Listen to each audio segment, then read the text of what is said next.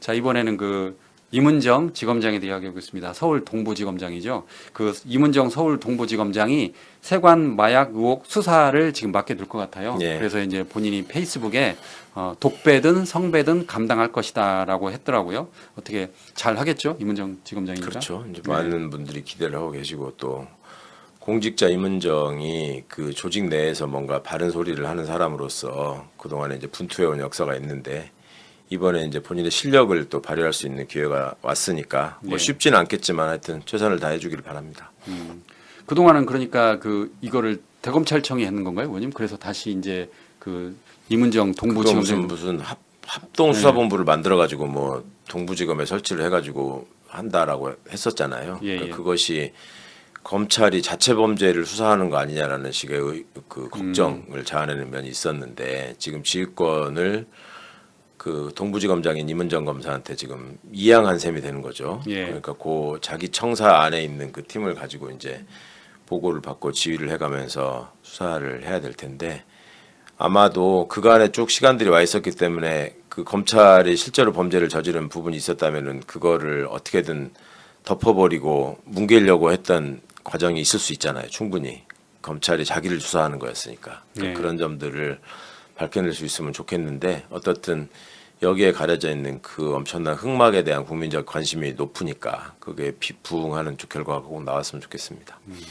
그 기사를 보니까요. 그 새 정부가 들어선 지난 6월 검찰은 경찰, 국세청, 금융정보분석원과 함께 합동 수사팀을 꾸려가지고 마약 수사를 했습니다. 그래서 그동안 대검찰청 마약 조직 범죄부가 수사를 이끌어 왔는데 이번에 대검은 그 합수팀 사무실이 있는 서울 동부지방검찰청이 지휘하도록 소속을 바꿨다고 합니다. 그래서 결국 임은정 그 동부지검장이 수사를 책임지게 됐다라고 하는데 그 페이스북 댓글도 보니까 많은 국민들이 그 임은정 지검장을 응원하고 있더라고요. 예, 예, 그만큼 기대가 큰 것 같습니다.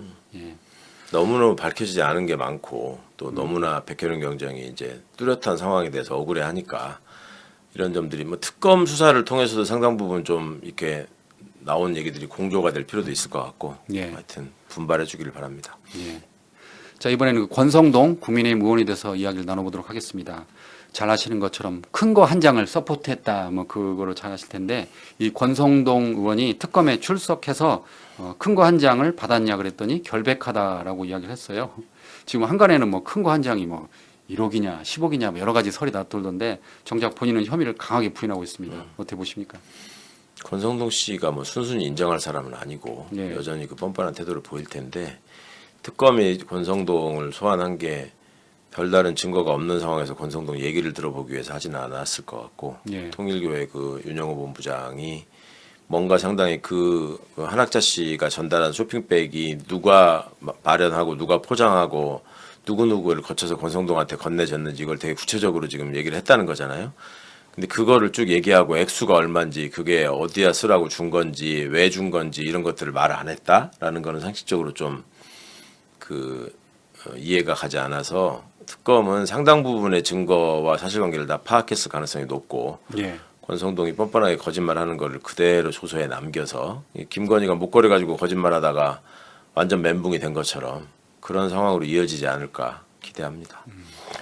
그 기사를 보면은 그 권성동 의원은 지난 2022년 그 대선 전후로 그 통일교 그 간부로부터 정치자금 1억 원을 받은 의혹을 받고 있다고 합니다. 그래서 특검은 당시 수첩 내용을 근거로 정치자금 1억 원이 그 권성동 의원 측에게 전달된 것으로 의심하고 있고 권성동 의원은 지금 혐의를 완강히 부인하고 있다고 합니다. 자, 이번에는 그 국민의힘이 추천한 인권위원 2명에 대해서 살펴보겠습니다.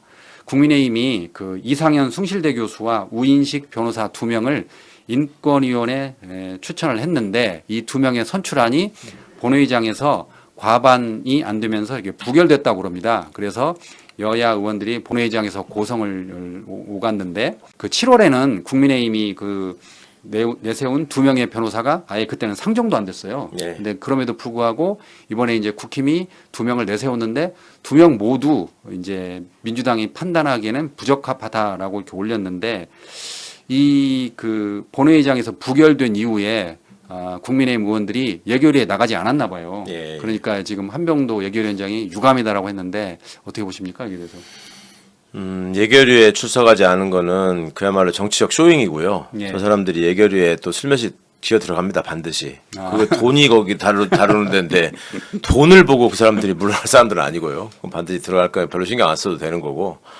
일단은 제가 국회에 있을 때도 그랬지만은 예를 들어서 뭐 진실화해를 위한 과거사위원회, 응? 아니 뭐 5.18 진상규명위원회 뭐 이런 데의 위원들을 추천하라고 하면은 가장 거기에 반대되는 사람들, 독재를 옹호하고 뭐 5.18 북한군 개입설 뭐 이런 거 주장하고 했던 사람들을 거기다 위원으로 꼭 추천을 하는 집단이에요, 이게.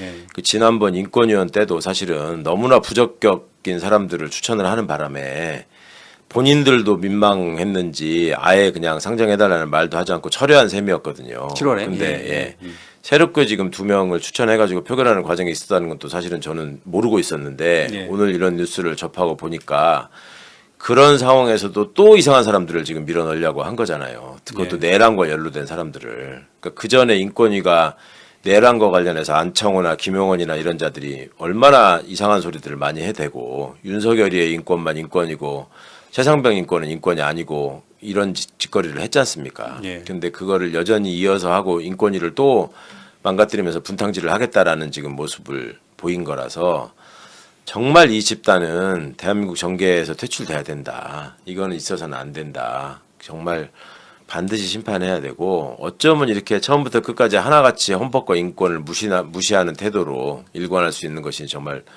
놀랍습니다. 그 일관성의 면에서는 또 평가해 줄 면이 있는 것 같아요. 하여튼 한 길을 가요. 똑바로. 망하는 한 길로 아주 달려가고 있습니다.